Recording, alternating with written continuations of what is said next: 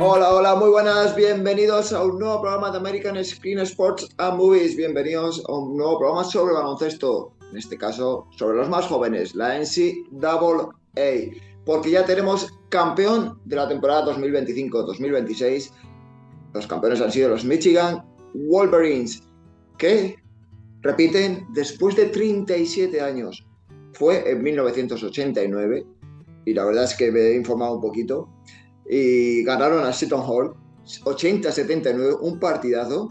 Los entrenadores eran Steve Fisher por Michigan y PJ Carlesimo por Seton Hall. Hay que decir una cosita, el MVP fue Glenn Rice, que así sí que lo conocemos bien, y que tuvo el récord de puntos en el torneo en 6 partidos con 184 puntos. Ametralladora Rice. Bueno, pues ese fue el último campeonato que ganó Michigan, pero ahora ya se han proclamado campeones y ya era hora, bien merecido, con nuestro querido Adai Mara a la cabeza.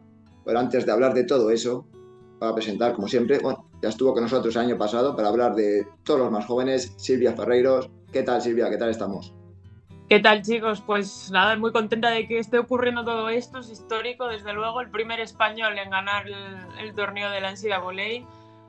Yo creo que desde el principio del torneo hasta el final han demostrado por qué son los campeones y es que para mí son justos campeones. Yo creo que nadie ha sabido realmente ponerle contra las cuerdas, así que contenta también de estar aquí con vosotros. Muy contentos estamos, David. Vamos a hablar un poquito de lo que se viene también. Sí, sin duda. Y bueno, yo quiero hacer una entrada que enhorabuena por el baloncesto español, a Daimara, campeón del baloncesto universitario, ni más ni menos. Ahí dejamos estas palabras porque para los neófitos es el baloncesto puro, el origen del baloncesto. Se vive, se siente baloncesto. Estaba oyendo unas declaraciones durante la retransmisión en Movistar de Chus Mateo, el seleccionador que ha podido estar en la Final Four. Y decía, es que esto es baloncesto, es un ambiente impresionante. Es multiplicado, por ejemplo, lo comparaba con la Copa del Rey, pero multiplicado por 10. Es una absoluta locura. Encima en un escenario ya clásico del baloncesto como se ha jugado en Indiana, en Indianápolis, que es un lugar en el que se vive y se respira baloncesto por todos los lugares y por todos los lados. Y la verdad que muy contentos en una final muy bonita con una universidad histórica, porque aunque solo tenga un campeonato, es un gran... es un gran match en conjunto para baloncesto. Y ante UConn con Don Harley, que no había perdido nunca una final. Así que un gran partido y en el que ahora entraremos a analizar tanto la actuación de Daimara, tanto en el Final Four, con unas semifinales impresionantes ante Arizona, un partido histórico. Bueno, hablaremos un poquito de más prospect, de más jugadores y de lo que se vivió en Indianápolis. Así que muy, muy alegres y muy contentos de volver aquí a hablar de básquet universitario. Así es, David. Y antes de nada, como siempre, pues suscribiros al canal American Screen Sports and Movies. Ya estamos por encima de 7.000 suscriptores. Muchas gracias. Seguidnos en Instagram también, que tenemos todo esto, baloncesto, NFL, pues fútbol también, que ya se acerca el Mundial, lo tenemos a la vuelta de la esquina, cine y muchas, muchas más cosas. Así que suscribiros, que nos viene muy bien. Y como siempre, en todos estos programas, pues os voy a contar un poquito cómo llegaron los dos finalistas hasta Final Four, hasta el último gran partido en el Lucas Oil Stadium en Indianápolis, como has comentado, David, el estadio de los Indianapolis Colts. Llegaron los Wolverines, quedaron primeros en el Big Ten con un récord de 36-3 en total, mientras que UConn quedaron segundos en el Big East con 34-5. En la Final Four hay que decir que Michigan pasó por encima de Arizona 91-73 con Adai Mara, como has comentado, David, saliéndose por todos lados. 26 puntos, 9 rebotes, 3 asistencias, 2 tapones y muy buenos porcentajes. Mientras que la otra semifinal, UConn ganó más igualada 71-62 a Illinois. El mejor de este partido fue el pívot Tyrese Reed Jr. con 17 puntos y 11 rebotes. Y ya en la gran final, Michigan ganó a UConn 69-63 y en este partido el MVP del partido y también de la Final Four fue Elliot Cadeau con 19 puntos, mientras que por UConn Caravan anotó 17 puntos. Vaya muñequita tiene este jugador también.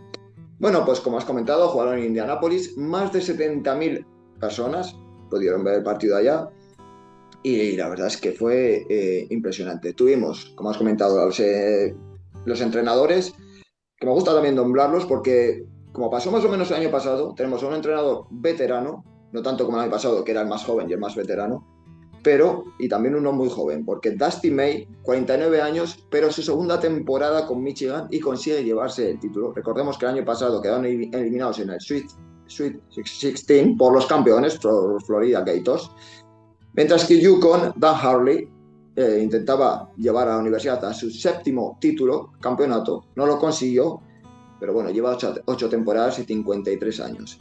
Esta es la perspectiva, como he dicho, MVP Elliot Cadeau, 19 puntos y 3 rebotes en la gran final, y 13 puntos, 10 asistencias y 4 robos en la semifinal. El sueco, que luego le preguntaré a Silvia esta historia, porque es un jugador nacido en Brooklyn, ¿no? Es americano, pero es nacionalizado sueco, que no sé por qué. Luego nos explicará. Sí, sí. Sí, vamos. Bueno, pues ¿cómo visteis un poquito, sobre todo tú, Silvia, cómo has visto todo el campeonato?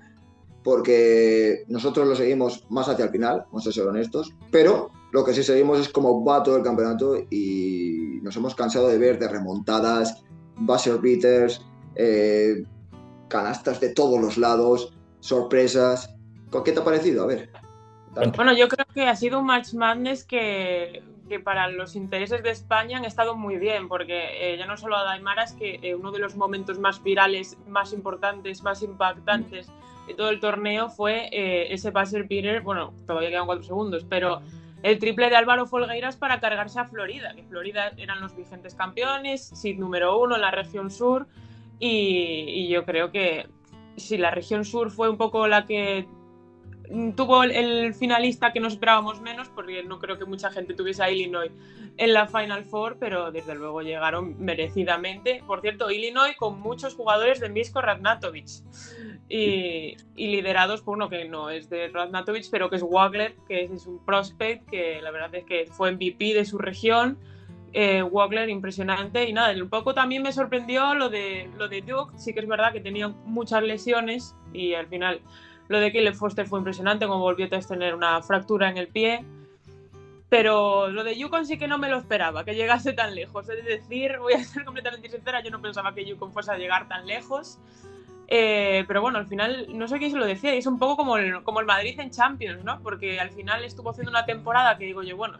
Don Harley se llama. Sí, tiene una temporada que, bueno, incluso en la final de la Big East, St. John's ganó con comodidad.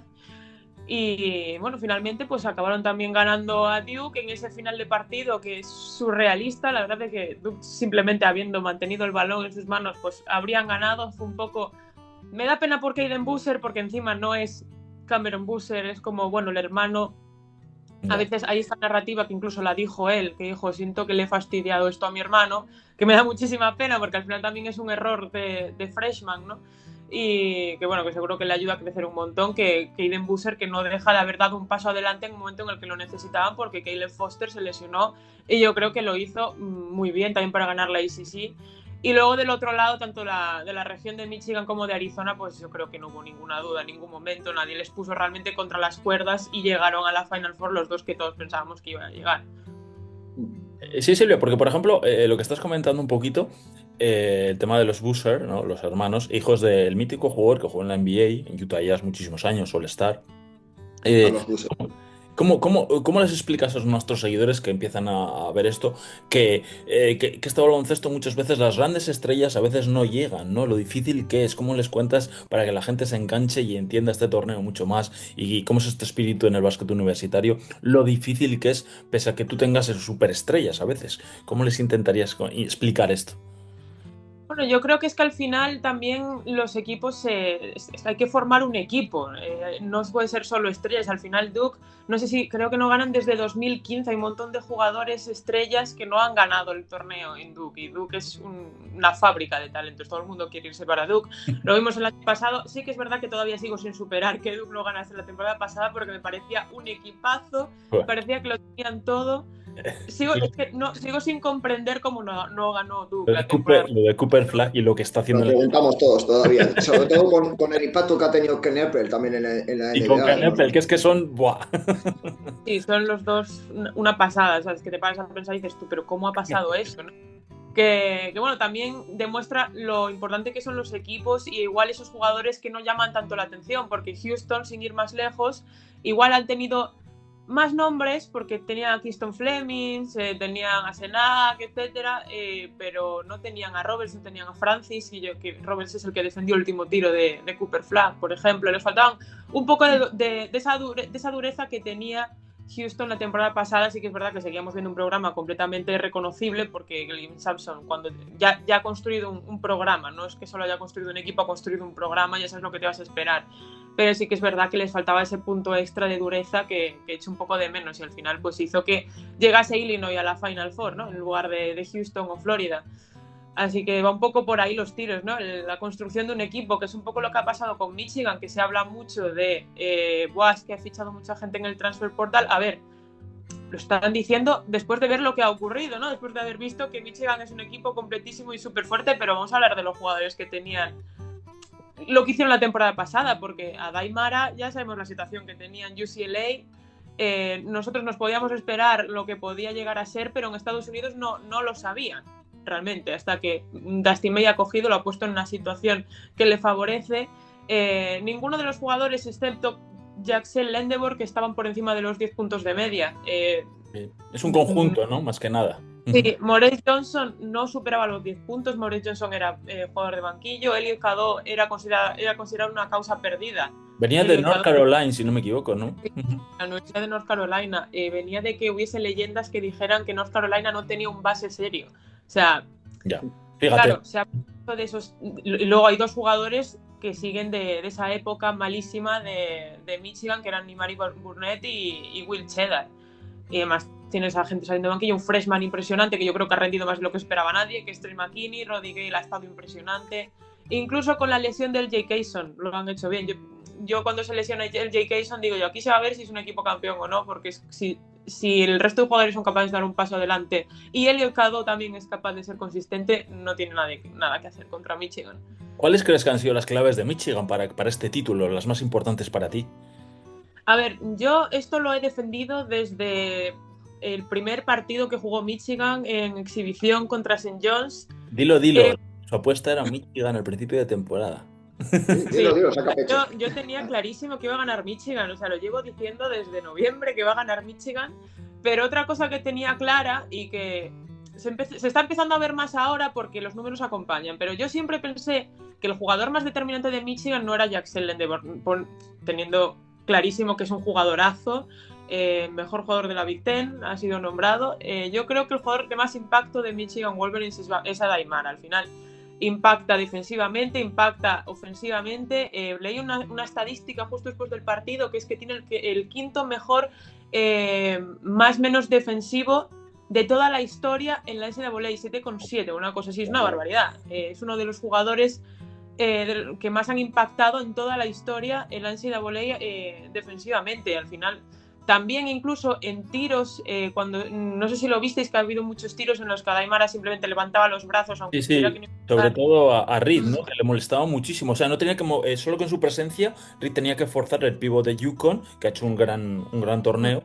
Y la verdad que era imposible anotar, lo tenía muy complicado. Levantando los brazos ya podía sacar el ganchito todo el rato. Sí, pero incluso cuando están lanzando triples y a Daimara no va a llegar porque está en la zona, simplemente saltaba y levantaba los brazos para tapar un poco el aro, que no tuviesen tanta visibilidad. Y yo, que me he visto muchos partidos, igual habrán metido desde cuando a Daimara levanta los brazos saltando sabiendo que no va a llegar, habrán metido igual 2 tiros también. O sea, simplemente con su presencia cambia muchísimo el juego del equipo rival.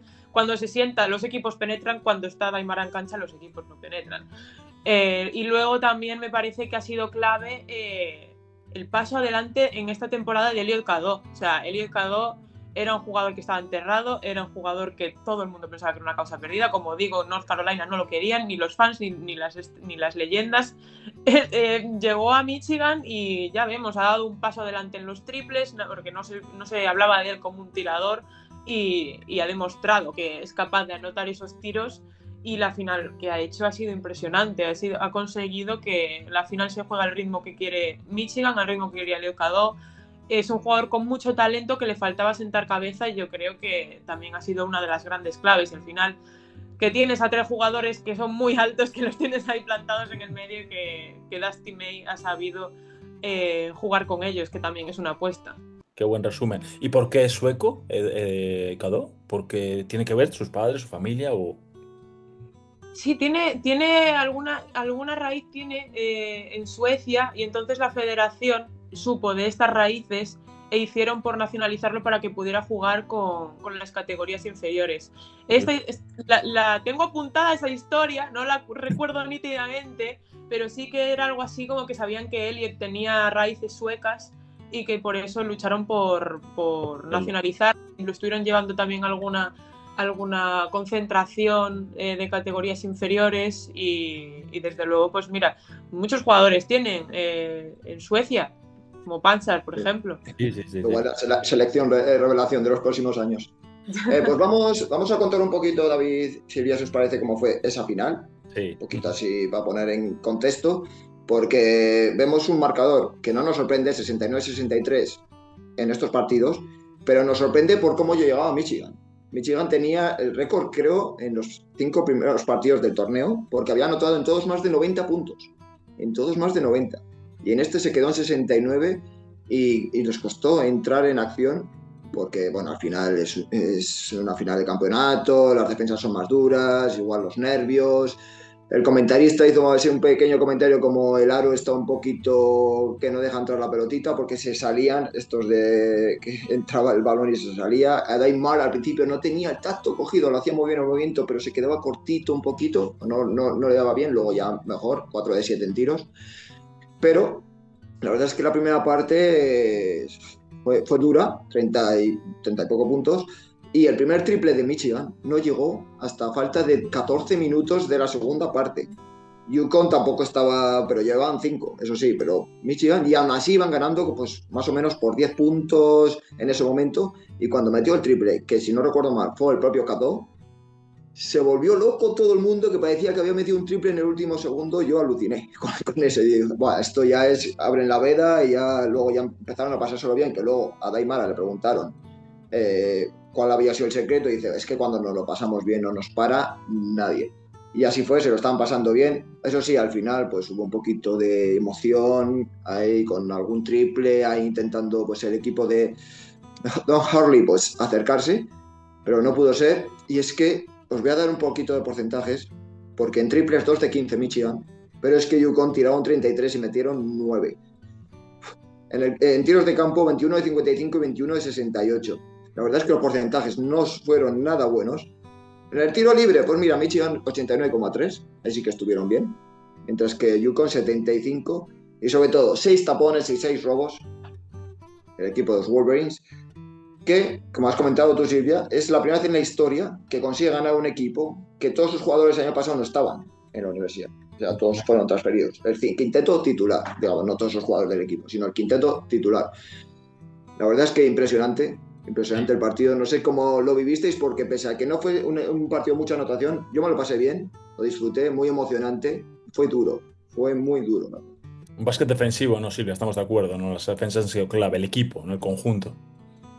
Sí, han sido unas defensas impresionantes, sobre todo la de Michigan, que también se vio contra Arizona, que es una barbaridad. Al final, lo que tiene Michigan es que tenemos que poner en valor el hecho de que Jackson Lendeborg estaba lesionado. O sea, sí, cierto. Incluso él en el descanso dijo, me siento muy débil, me siento fatal, estoy muy blando. El hecho de que hayan ganado de esta manera, porque yo sinceramente no tenía ninguna duda de que iban a ganar, pero en ningún momento del partido. O sea, es que yo lo veía, digo yo, daba sensación, eso sí. Cuando les da la gana van a ganar, o sea, no van a saber mantenerse. No sé, yo la verdad es que no tuve ninguna duda en ningún momento. Además, se cargaron de faltas UConn en la primera parte, y luego al principio de la segunda parte Solo Ball pues no demostró mucha inteligencia, porque hizo 2 faltas bastante tontas que podía haber evitado perfectamente. Y ahí pues también va un poco el partido, ¿no? Que habrían ganado igual, sinceramente, aunque Solo Ball no hubiese hecho esas faltas, habrían ganado igual, pero sí que se vieron unas defensas súper fuertes. Al final son todos grandes defensores. Ni solamente Jackson Lendeborg dijo que él volvió un año más a la universidad porque en la NBA le habían dicho que lo que querían ver de él era más anotación desde la línea de 3 y defensa férrea. Querían ver esa faceta defensora, porque dijo algo muy interesante, porque dijo, yo al final no voy a ser Shai Gilgeous-Alexander, yo voy a jugar junto a un Shai Gilgeous-Alexander. Entonces, también se ha visto a lo largo de la temporada lo que puede ser Jaxel, porque en ningún momento ha dicho, pues, yo tengo que ser el que mete todos los puntos. No, ha sabido... Es un poco la fortaleza de Michigan, ¿no? Que siempre ha habido un jugador que ha dado un paso adelante y se ha reforzado la actuación del jugador que ha dado el paso adelante. Y ha sido un poco lo que ha pasado también hoy, al final. Y bueno, ya podemos entrar un poquito en nuestro jugador, un poquito, y cómo Silvia lo ve. Sí, David, para poner en contexto, sí, de Aday Mara, 2 años en UCLA. Eso le voy a preguntar. Después de jugar en Zaragoza. Voy a decir los números y ya hablamos ya de él, porque en la final 8 puntos, en la semifinal 26, es la temporada más de 12 puntos, más de casi 7 rebotes y casi 3 tapones. Esos son los números del bueno de Aday Mara después de no jugar casi en UCLA. Eso es la pregunta que te quiero decir. ¿Por qué pasó en UCLA para ti? Y luego esa transformación en Michigan. Y por supuesto, ¿dónde lo ves en la NBA? ¿Qué posibilidades tiene y en qué posición en o cómo es su futuro? Cuéntanos tu visión un poquito de ahí. Que por cierto, bueno, también que lo conociste en persona. Sí, porque vino la temporada pasada, vino un día por Movistar, allí le hicieron una entrevista y la verdad un chico bastante abierto, muy, muy simpático, la verdad. Pero yo creo que lo que ha pasado con Aday es todo cuestión de confianza. Al final tiene un entrenador que todos hemos visto también, en lo personaje que es, para saber con lo que ha tenido que lidiar todas las últimas 2 temporadas, que incluso expulsó a un jugador suyo delante de la afición rival, que al final también hicieron que se burlaran de ese jugador. No sé, al final Mick Cronin pues es lo que es, y yo creo que ya lo ha visto todo el mundo. Y bueno, yo creo que 3 años en universidad, Aymara le ha venido muy bien, le ha venido también para fortalecerse, para hacerse más fuerte. Y yo creo que también ha demostrado una fuerza de cabeza muy grande, porque llegar a la universidad siendo el tipo de prospect que era, no jugar todo lo que te esperas durante 2 temporadas, tener un entrenador que, bueno, te dice unas cosas y hace otras, y luego dar ese paso de irte a Michigan, elegir bien la universidad, porque tampoco es tan fácil acertar con la universidad a la que decides transferirte. Y tener la fortaleza de decir, oye, pues este es año nuevo, temporada nueva, y ha sabido dar un paso adelante, ha sabido confiar en sí mismo. También es cierto que está acompañado de un entrenador que ha confiado en él. Mismo lo ha dicho él a lo largo de todas las entrevistas de la Final Four, y nada, yo creo que es un premio también para él, para todo lo que ha luchado, porque al final, si os dais cuenta, es un jugador que desde muy joven ha tenido el foco encima, se ha criticado muchas cosas que ha hecho, y al final pues ha tenido la razón él, ¿no? Porque aquí lo vemos, campeón de la NCAA, primer jugador español en conseguirlo, y yo creo que significa también mucho para el baloncesto español, y que ha abierto también una vía para los jugadores. ¿Y dónde lo ves en la NBA en el futuro? ¿Qué posibilidades tiene? ¿Se va a presentar, tú crees? ¿Sabes algo? ¿No se sabe nada? Lo están poniendo en la primera ronda ya, ¿eh? Sí, no sé qué va a hacer al final, porque yo creo que ambas opciones son buenas. Yo creo que si decide quedarse en Michigan es una buena opción, porque te quedas con un entrenador que sabes que no te va a hacer ninguna faena, que va a apostar por ti. Y si va a la NBA, pues yo creo que también tiene sitio, ¿no? También yo creo que, en mi humilde opinión, yo creo que es top 10. Y si se llamase de una manera más americana, estaríamos hablando de un jugador que sería también un pick muy alto. Pero bueno, yo creo que como mucho va a ser top 15, es mi opinión. Okay. Ahí lo aguantamos. No lo ponen top 25. Top 25 Lo que tiene que ocurrir es que tenga una franquicia que realmente quiera trabajar con él, ¿no? Que no le draften solamente por a ver si sale bien o no, que tiene que encontrar un equipo que realmente le draftee porque le quieren. Sí, porque es un jugador, aunque es grande, se mueve muy bien, sabe salir a la contra, intimida mucho, como hemos comentado, es ágil, o sea, no es el típico pivot grande, pero que no se mueve, sino que se mueve y es muy adaptable en la NBA. Sí, Iván. Hubo una jugada, David, curiosa, que dices tú, que sabe salir a la contra, se la pasaron en el partido, estaba él solo, como para ir solo a la contra, pero se paró y el comentarista dice cómo era bromilla, y luego lo rodearon todos y él con fuerza consiguió pasar el balón, pero yo pensaba, Alba, que se va hacia la canasta, Daimara. Digo, bueno, ya es lo que me faltaba ya por ver. Hemos visto este año que además que corría la pista, a veces era el que taponaba y al final era el primero en aparecer en el aro contrario para machacar. Al final le hemos visto en una forma muy buena en lo que es condición física y lo hemos visto que se ha puesto más grande, está mucho más fuerte que los años anteriores y no ha hecho que pierda agilidad, tiene un juego de pies impresionante y lo más impresionante yo creo de su juego pues al final es su visión a la hora de dar pases. Y yo creo que igual nos habla esto, cuando le hacen 2 contra 1, no entra en pánico, o sea, tiene mucha calma a la hora de decidir qué hacer, es muy difícil que en esas situaciones pierda el balón, sus balones vienen más, que a veces lo comparo yo en mi cabeza con las pérdidas de Caitlin Clark, que son pérdidas que busca encontrar una ventaja, ¿no? Muchas veces son balones en largo para encontrar un contraataque y ha dejado pases buenísimos a lo largo de la temporada, pases de quarterback, pases de cancha a cancha, a las manos, no sé, yo creo que lo hizo en el partido, en pase de esos también. Sí, sin duda. Es un jugador bastante inteligente y que puede tener una muy buena carrera. Pero ya repasando, como ya hemos repasado un poco a Aimara y ojalá todo esto que estamos diciendo se confirme, ya entrando en el juego un poco de NCAA Voley, como hacemos este programa, el año pasado hemos comentado el pedazo de draft que tuvimos, que fue impresionante, con nombres impresionantes, y este año se proyecta también con grandes jugadores. Y quería pues preguntarte por 3 nombres, principalmente por Boozer, por Peterson, Darrell Peterson, que hablan muy bien, y de Divansa. ¿Qué nos puedes decir de esos 3? ¿Crees que también van a romper en la NBA? ¿Van a ser un impacto tan impresionante como lo que vimos el año pasado o parecido? ¿Cómo ves a estos 3 chicos? Sí, yo creo que los 3 están preparados de sobra para ser jugadores NBA. Los 3 son jugadores súper talentosos. Los 3 además son también carismáticos, que son a la hora de hacer marcas importantes. También es curioso en contraste con el draft del año que viene. Este draft es súper potente y el del año que viene no tiene tantos nombres. Pero, a ver, Darren Peterson se le ha criticado mucho a lo largo de la temporada por esas sustituciones que tenía raras, que a veces se quitaba el del partido o había alguna polémica de algunos mensajes que decían que iba a jugar y al final pues decidía que no iba a jugar o...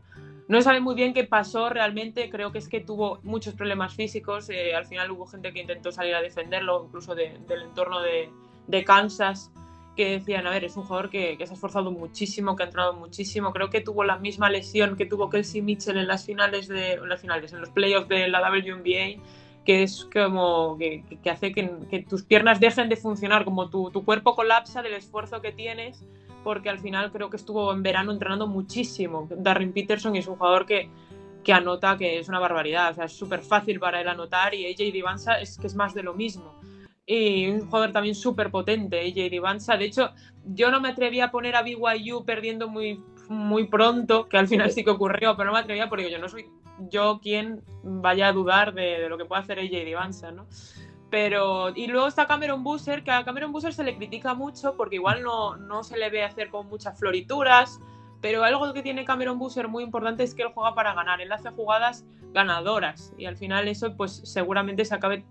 Veremos cómo es cuando llegue a la NBA, lo comparan mucho con Paolo Banchero, pero creo que es un chico además como muy trabajador, que se esfuerza hasta el final de las posesiones, yo creo que le puede ir bien. Veremos al final cuál es de todos estos prospects, porque hay muchísimos jugadores buenos que... Darío Seiko... Eso, algún nombre. Es una barbaridad. O sea, sí. Ese chico también es una barbaridad y hay muchísimos nombres. Claro. De Arkansas. Luego tenemos también a Vogler, de Illinois, que lo has nombrado antes. Sí, que también. Luego el propio Jackson Landenberg, de Michigan, que también Los propios jugadores de la final, ¿cuál ves que con más posibilidades en la NBA de todos los jugadores que hemos visto en esta Final Four o en esta final? A ver, no es por tirar para casa, pero es que yo creo que a Daimara, sinceramente, fíjate, de esta Final Four, de lo que es la Final Four, yo no me parecería, porque al final ten en cuenta que estoy segura de que va a tener una carrera en la selección española impresionante, o sea, seguro que va a ser el faro de la selección. Esperemos que pueda tener un buen progreso en la NBA, que se encuentre con entrenadores que le quieran cuidar. yo creo que un poco la clave con Adai es eso, que hay que, yo creo que todo el mundo tiene que saber ir a su ritmo, porque las condiciones las tiene, desde luego. O sea, ¿cuántas veces ves un jugador de esa estatura que se mueva así y pase así? Y además es que ya te digo, o sea, levanta los brazos y cambia por completo el show. Veremos cuánto tarda en hacer un impacto en la NBA, que eso ya es otra cosa, y asentarse en la NBA no sé cuánto va a tardar en ser ¿Y dónde cae? tan ¿Dónde relevante, ¿no? Pero bueno, yo creo que tiene mucha proyección, o sea, lo que estamos viendo es solo el principio. Y bueno, pero sí que es verdad que hay muchos jugadores. En Arizona está Barris, está Koa Pitt, que la verdad es que no tuvieron un gran partido en la semifinal, me esperaba más de ellos, poco vimos. Y sobre todo Wagler, todos los balcánicos que tenían en Illinois también eran grandes jugadores.